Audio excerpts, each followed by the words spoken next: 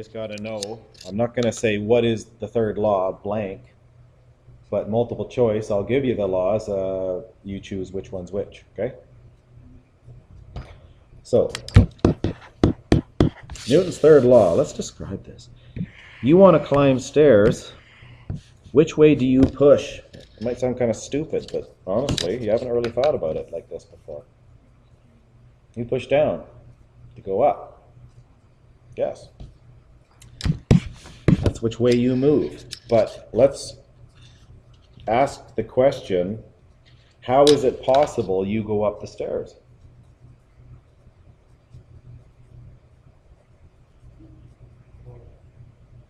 Yeah, you push down. Yeah, you know you go up. Well, I mean, 6-year-old knows that. In terms of Newton's third law, which I haven't said yet, I just want you, it's like, how do you explain to a blind man what sight is? You just see. Okay, what does that mean? Well, you see stuff. Okay, what does that mean, see? Right? This is a little easier than that. So when you go upstairs, got a picture. Got a picture. Where is it?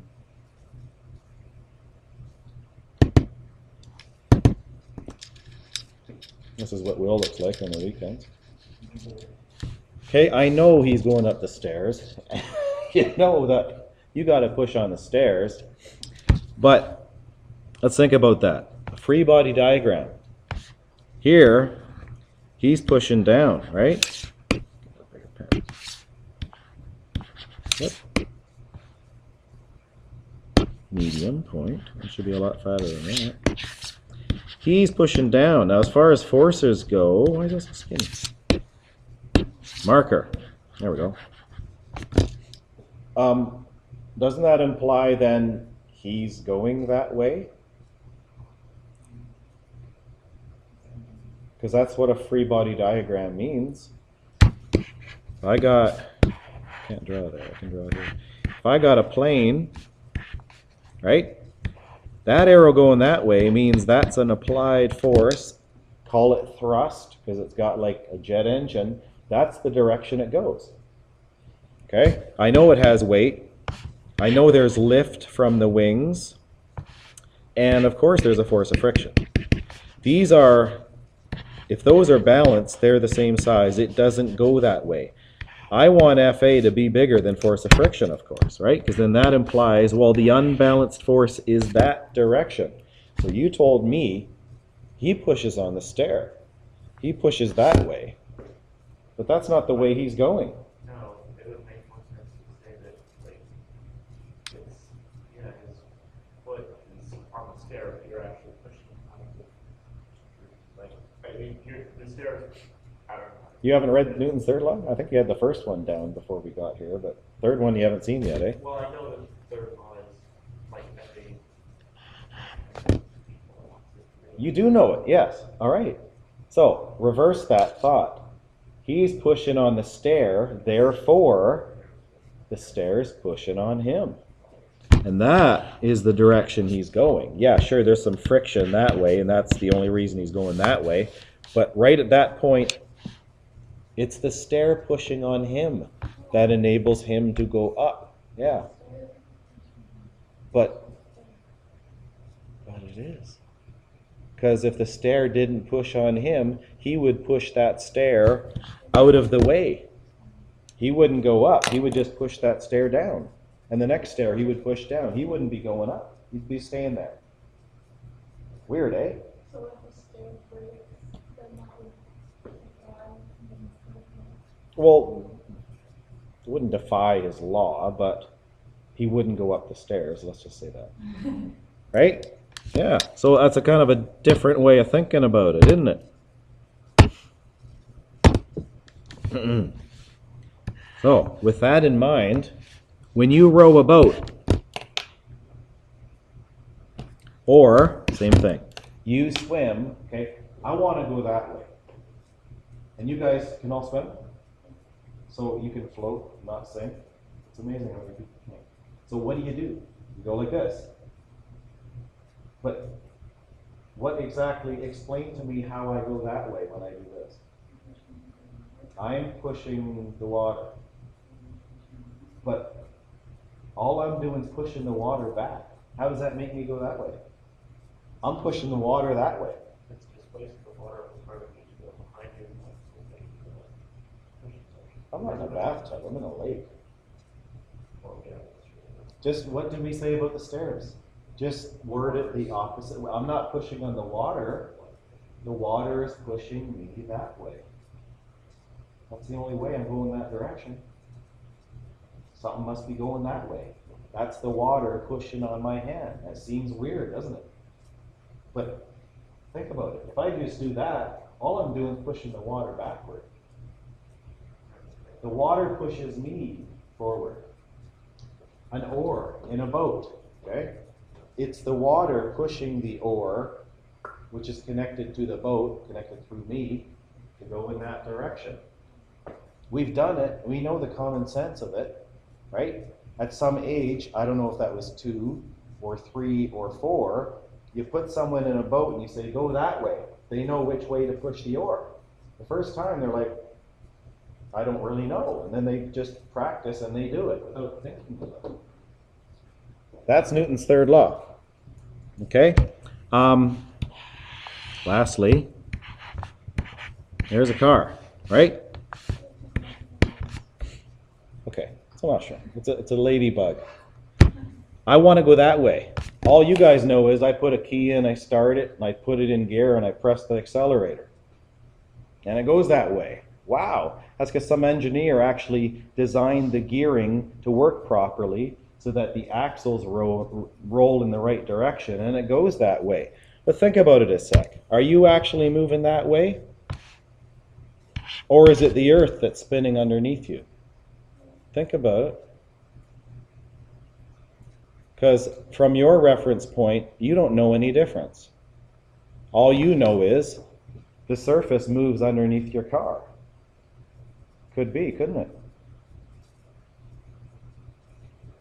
So the only way you're going to go that way, according to, we're not in relativity here, we're just in third law, is if your tires don't turn that way, right?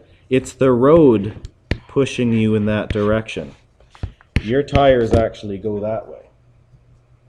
It's the road that pushes you forward because there's friction between the tire and the asphalt. So when you're in reverse, you're trying to Well, don't overthink it, because remember, if this is a wheel, if the top's going that way, the bottom's going that way, right? It just depends. Around and around and around, okay? All I'm just trying to do is make you think a bit. Here is the rule, the law. When two bodies interact, the force the first one exerts on the second is equal to the force the second exerts on the first. Action, reaction. Okay? They are equal but opposite in direction. So, mathematically, these magnitudes are the same, but if I push the water left, the water is pushing me right. Okay? Mathematically, that says the same thing as that. FA is equal to FB, but in the opposite direction. It says it on the top of the next page, right there. Okay? So one other little demo, which is this, because you know that, and you'll say it, and you can recite it, and memorize it, and get it right on a test, but still, we will ask you what happens in tug of war, and kids get it wrong. So, Will and Caitlin, tug of war. Grab that one. Don't yank it to the end. I support it. Try to win. Take it out. Will, you're going to stay still. Caitlin's going to pull this until she says reads 5 newtons. Okay? Pull it till it says 5. What does Will's read? 5. Equal, and opposite. Now you're going to relax. You're not going to pull. Will's going to pull his direction. You're going to stay still. He's going to pull to 5, and voila. You got the same thing, right? Makes sense? You got that? Someone went into the what? Overcoming the equal forces. The forces are equal, right? Whatever this person pulls on the rope, these people are pulling also on the rope. These equal forces can still move, and you can get a winner, right? So, equal and opposite. That's all we're trying to emphasize here. Got a little video. I should have set it up first, but that's fine.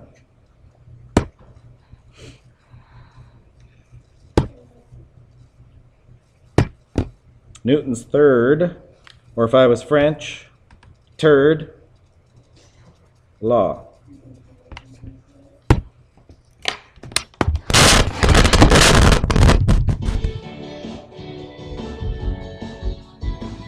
Hang on. There are a lot of misconceptions out there, and this is a video about one of the most common ones. So I went around asking people, what makes the moon go around the Earth? And they told me, the Earth puts a gravitational force on the moon.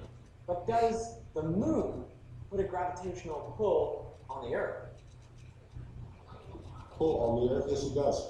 Hence we have tides, etc. The moon pulls on the earth too, but it affects like the tides and women and stuff. It does. Is it true, Caitlin? Does the moon pull on the Earth? Probably that as well, yeah.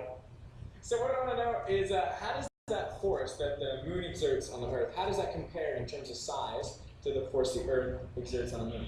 Well, I'm no scientist, but I think that one would be more powerful than that one. It's got a greater force coming from the Earth because it's greater mass. Because the Earth has more mass. Because it's a bigger mass. I thought greater mass is more, like, it's more force. Does the moon pull on the Earth? Yes, but a lot less. Yeah, not as much as the Earth pulls on the moon. Yeah, but a little bit. Not very strongly. Yes, but much more. Because of its mass, its size. Because it's smaller, it's much smaller than the Earth. Because it's small. Is it smaller? Allow me to let you in on a little secret. Everyone got it wrong. The force that attracts the moon to the Earth is exactly the same size as the force that attracts the Earth to the moon. So what's going on here? Why did everyone get it wrong? Well, I think it comes down to cause and effect. The effect of the force on the moon is quite clear. The moon goes in circles around the Earth. But the effect of that force on the Earth is basically negligible. The Earth barely wobbles at all. So people interpret this negligible effect as indicating there's very little force affecting the Earth. But that is forgetting the third key piece Now it's of the 25. puzzle, which is inertia. Inertia is the tendency of mass to maintain its state of motion. Since the Earth has a greater mass, it has a greater inertia. And so even with the same amount of force on it, it doesn't accelerate that much.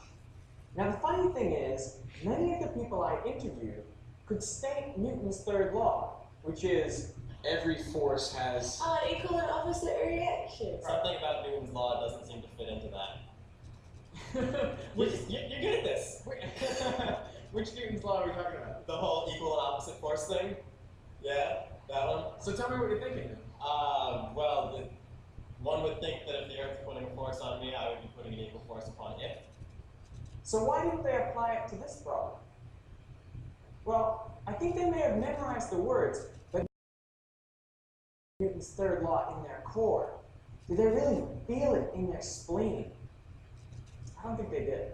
So, allow me to try to convince you, all of you, spleen included, that Newton's third law really is true. Let's consider two objects. Initially, they have the same mass, 1 kilogram each. So obviously, the gravitational force of attraction must be the same on both of the objects. Now let's add a second kilogram to the first object. The force on the second object will now be twice as great because that 1 kilogram is attracted equally to each of the kilograms in the first object. But what is often forgotten is that new kilogram is also attracted to the second object, meaning that the total force on each object is still the same. They're attracted to each other with an equal and opposite force. We could add a third kilogram, and we would find the same thing. The force on both objects is still the same, even though the object on the left has 3 times the mass of the object on the right. So we can see that no matter what the mass, any two objects will have the same gravitational force towards each other. Can you feel Newton's third law in your spleen now? It should settle inside you and become a part of you. So, you can't feel your spleen? That was a good one. That's one that Will missed. So that's it. That's Newton's third law. I just got a couple questions for here, and I don't think any of them have numbers. So that's page 120. 1, 3, and 4 should do. Test on Friday. Review questions. This is chapter 3. Forces. And this is chapter 4. Newton's laws.